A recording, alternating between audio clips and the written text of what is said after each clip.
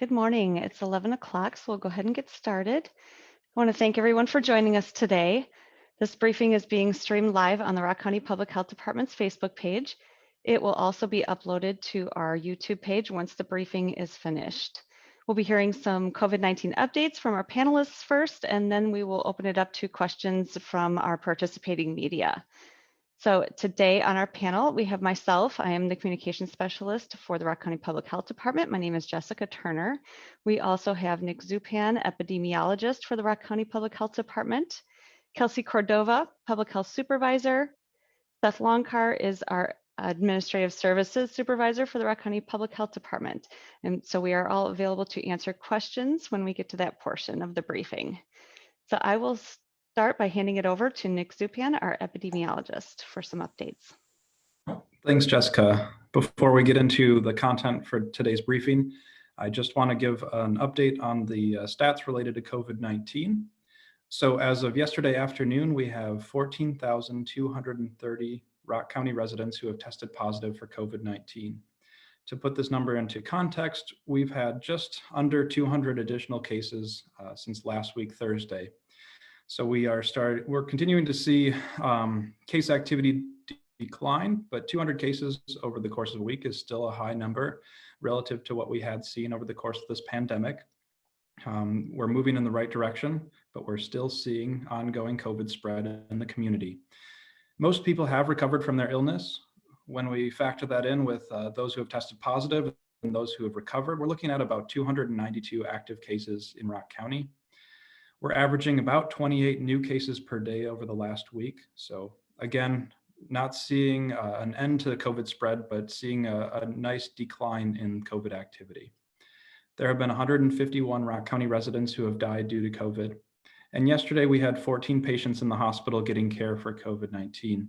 This number has also come down slightly from the last few weeks. We had seen kind of an average around 20 to 25 patients in the hospital. And most recently, we've seen another decline where we're seeing anywhere from 10 to 15 patients in the hospital over the last week. So again, another positive trend moving in the right direction. We have had 22,757 Rock County residents receive their first dose of the COVID vaccine, and 9,498 residents received their second dose of the vaccine. When we look at our population who is 65 and older, we have about 12,416 Rock County residents who are 65 and older who have gotten their first dose of the vaccine. And looking at the total population of those who are 65 and older, this is about 44% of our total adult population who is 65 and older, which is a great metric. Over the course of the last 3 to 4 weeks, we've had nearly 1/2 of those residents getting their first dose of the vaccine. We have had 1,870 individuals receive their second dose of the vaccine, those individuals who are 65 and older. So as time goes on, we hope to see that number continue to increase. So that's all I have for a data update for today. So I'll turn it back over to Jessica.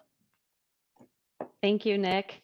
Now we will have Kelsey Cordova. She'll be giving us an update on the Rock County Vaccination Clinic. Thanks, Jessica. So I'll start today with a quick summary, just to refresh everyone's memory. The DHS Rock County Community-Based Vaccination Clinic opened and began vaccinating individuals on Tuesday, February 16th, 2021. The vaccination clinic is located at Blackhawk Technical College. The site offers appointments from Tuesday through Saturday, 11 a.m. to 7 p.m., with the ability to vaccinate approximately 200 individuals daily to start. Just want to emphasize that these are by appointment only, and that no walk-ins will be accepted at the clinic. If Wisconsin's vaccine allocation increases, the goal is to provide up to 1,000 vaccines per day at this site. 6 to 10 additional community-based vaccination sites will open across the state as needed and as the vaccine supply allows. AMI will coordinate with local public health to meet the unique needs of each community that these sites are located in. So on Tuesday, the vaccination clinic opened with a soft launch to target key currently eligible populations and ensure that all operations run smoothly before ramping up. And it did run smoothly. Priority is currently being given to individuals on our waitlist through direct communication of registration information. After our current waitlist is exhausted, Rock County will perform targeted outreach to individuals who are 65 and older, as well as vulnerable populations in collaboration with key partners and stakeholders in the county and neighboring counties. Within the targeted outreach strategy, individuals will be able to register online or over the phone. The current registration system and call center are temporary for this soft launch.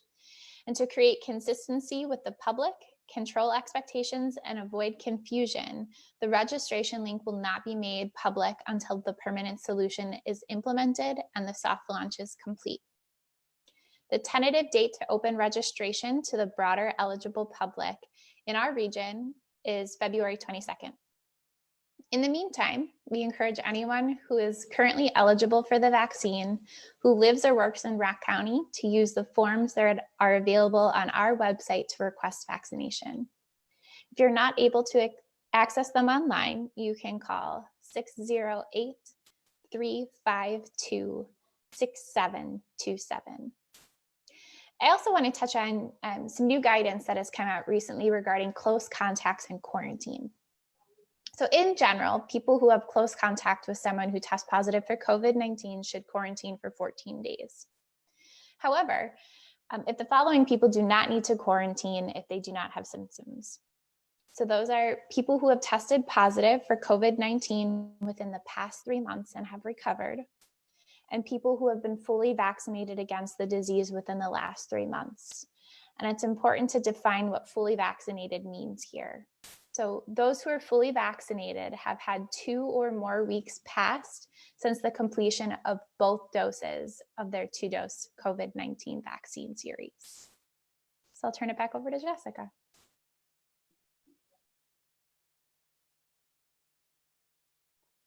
Thanks, Kelsey.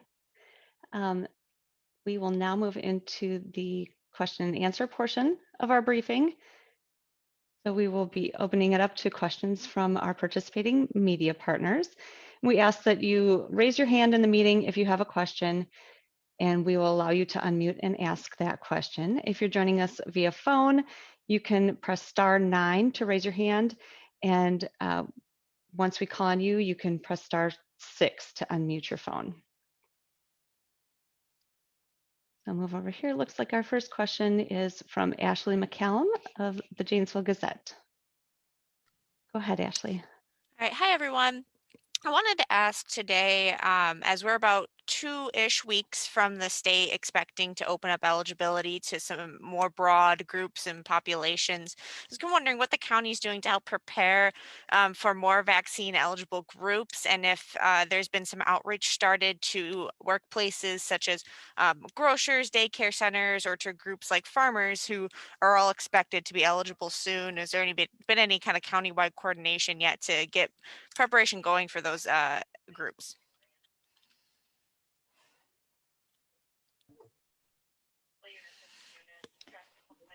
Go ahead, Kelsey. So I can touch on, so our current outreach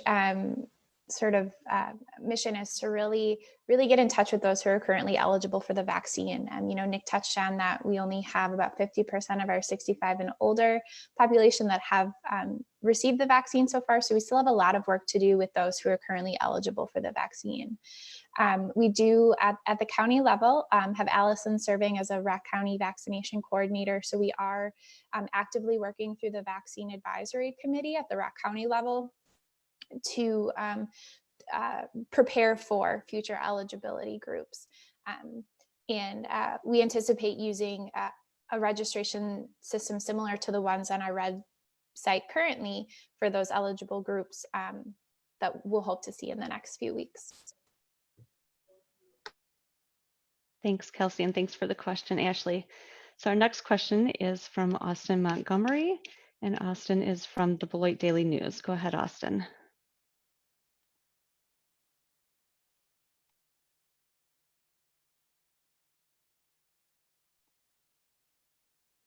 Austin, we can't hear you if you're talking. Oh, can you guys hear me now? Yes, we can hear you. Okay, sorry about that, guys. Thanks for taking the time. Just wanted to ask about vaccine supply. Is that something that the clinic is receiving weekly, or is this something that it's coming to the county from the state? Just want to talk about distribution and if there's any expected increase in the allocation for Rock County going forward. Thanks. Yeah, so for the community-based vaccination site out at Blackhawk Technical College, AMI is the registered vaccine provider out there. So very similar to other vaccine providers across the state, they request their vaccine and receive it directly from the state. So the county is not involved in that process. In terms of overall vaccine supply, we still anticipate there being a much greater capacity and request a vaccine than there are vaccine coming into the state of Wisconsin. So we don't anticipate at this time any change in that in the near future. Thank you, Austin. Do we have any other questions from our media? Okay, looks like we have another question from Ashley from the Janesville Gazette. Go ahead, Ashley. Yeah, so it was touched on earlier that there's going to be coming up here some outreach to specific community groups, especially in tandem with the state vaccine clinic, as you get through kind of the folks who've already registered online through the county. Can you speak specifically to any outreach efforts that are planned to ensure equitable access to vaccines? Because we've still seen our data based on race and ethnicity stay pretty stagnant for individuals who are Black, Hispanic, and are of other different racial groups. So can you speak a little bit to some of that strategy? Yeah, of course. So some of the partners that we're utilizing across the county to really reach those who are currently eligible for the vaccine. So those healthcare workers, first responders, and those who are 65 years and older, are anyone that we have local partnerships with that serve those populations or employ those populations. So we're really utilizing all connections that we have. We're looking to the faith-based communities, the Council on Aging, and different community partners to really help spread the message of the registration options that people who are currently eligible have, to try to get everybody that's eligible into a vaccine provider, whether that's the community-based site out at Blackhawk Technical College or one of our healthcare systems or pharmacies that also are providing vaccination. Thank you. Thank you for the question, Ashley. Do we have any other questions from our media partners? Austin Montgomery, Beloit Daily News, go ahead. Thanks for taking my other question, guys. Just wanted to ask specifically about like what Ashley touched on. As we get new groups that are going to be ready, is there going to be a similar wait list process for people who might become eligible that aren't eligible right now? Just wanted to kind of get the clear picture on that for just looking ahead here as we get into March, and just what that might look like for people who may register but might not hear back from the health department for some period of time. So just wanted to clarify that. Thank you. Yeah, so like I mentioned, we anticipate there being a very similar system to the one that's currently on our website for future eligible groups to sort of request vaccination. Nick, do you have any additional details on what that might look like or what's in the pipeline? As we move forward and kind of the official announcement is made in terms of which groups are going to be eligible officially, we will start sharing that information with vaccine providers in the county. We have had some individuals request the vaccine or sign up on our current form. Although they're not currently eligible, we put them into a queue to be connected to a healthcare provider or a vaccine provider in the county. So we're actively collecting that information. If people do submit it, we'll hang on to that information and make sure it's submitted to where it needs to go. And when we have the official word of who will specifically be available or eligible for that vaccine in that next round, then we'll start the rollout process of having another form for people to fill out and compiling that information and sharing it with who needs to know. Okay, thank you. Thank you, Austin. Any other questions? Ashley McCallum from Janesville Gazette has another question. Go ahead, Ashley. Yeah, I was wondering if anyone can talk a little bit more in detail about what the vaccine advisory group has been working on and kind of in what capacity they work, how frequently they meet. I know it's been kind of it's a bit of a private group, and I've fielded some questions from the community about what their role is. So if you can talk a little bit about what progress they're making and the logistics behind their meeting, that would be great. So I can provide some details, what I do know. So the Vaccine Advisory Committee meets weekly. They're tackling vaccine related equity issues to make sure that the vaccine rollout in Rock County reaches everyone who is eligible, regardless of their connection to a healthcare system or insurance status. So things that they're looking at include transportation to vaccine appointments and making sure that we have a unified, clear message in Rock County that everybody knows where they can go to either register or schedule their vaccine appointment once they become eligible. So it's really a unifying group and a group that uses its collective brain power and community connections to kind of solve some of these trickier pieces of this vaccine rollout and making sure that everyone in the county has access to the vaccine once they're eligible. Okay, thank you, Ashley. Our next question is going to be from Ryan Burke, Spectrum News 1. Go ahead, Ryan. Yes, good morning, and thanks for taking the time to take my question. I just wanted to see, obviously, the Blackhawk site is the first statewide community, or the first community-based COVID clinic.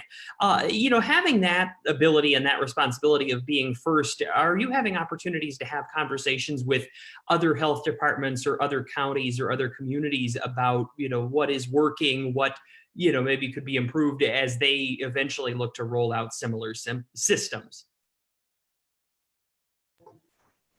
So I can't speak to any specific conversations that are happening. The decisions on where these community-based vaccination sites will be located are really between the state, AMI, their contracted partner in this effort, and then the local health departments. So I think as more sites, we get farther into the planning process of additional sites, maybe other counties will reach out.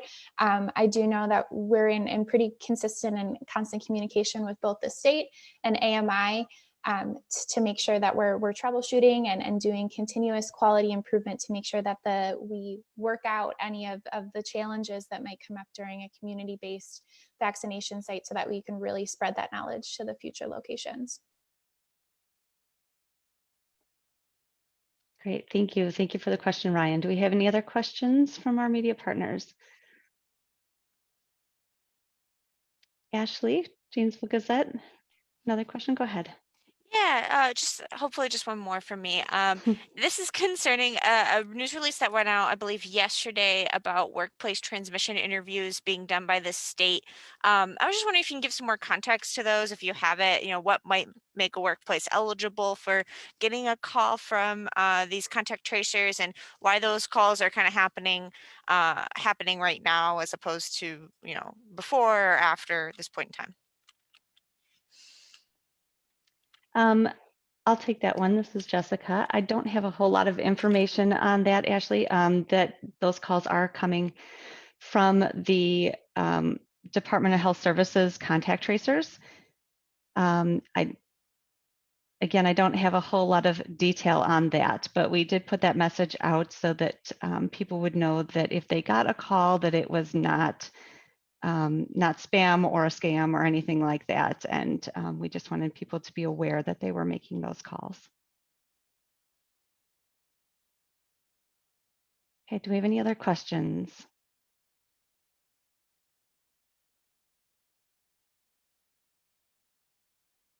Okay, looks like we don't have any other questions from our media partners at this time. So we will conclude the briefing. I just want to remind everybody that these briefings are taking place every Thursday at 11 a.m. They are live streamed on our Facebook page and will be uploaded to our YouTube channel once the briefing is concluded. I want to thank everyone for your participation and thank our media partners for being a part of this briefing. I want to thank everyone who's been watching us on Facebook Live and everyone who will be watching the recording. If you are a member of the media and want to participate in future media briefings, please send an email to media.publichealth@co.rock.wi.us and we will provide you with the necessary information to participate. I also want to just remind everybody that we have a community health assessment that is going on right now. We are encouraging everyone to participate. We would like some feedback from the public about the health of Rock County. Your feedback and your opinions are very important to us, and they will help to guide the decisions that are being made in choosing our health priorities for the next community health improvement process, which is a 3 to 5 year process in which we focus on specific health priorities to improve the health of Rock County. So I will be putting those links in the comment section, and please participate in that survey and give us your feedback. Thank you again, everybody. Be safe and be healthy.